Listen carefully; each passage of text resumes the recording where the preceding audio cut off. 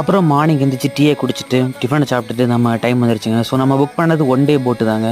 10 மணிக்கு போய் எடுத்தாங்கன்னா அது 10 மணிக்கு நம்ம ட்ராப் பண்ணிடுவாங்க. ஸோ அவங்க நம்மளை ஒரு லோக்கல் போட்டு இடத்துல ட்ராப் பண்ணிட்டாங்க.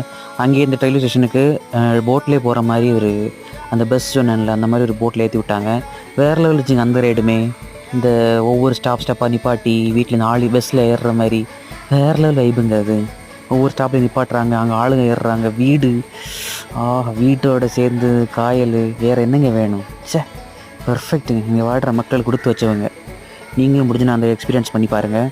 அதுக்கப்புறம் இந்த ஆலப்புழா தேடும்போது நான் ஒரு ரீல்ஸ் பார்த்தேன். அதில் வந்து பீஃபும் பழம்பொரியும் இங்கே ஃபேமஸ்ஸு. நாங்கள் சாப்பிட முடியலை.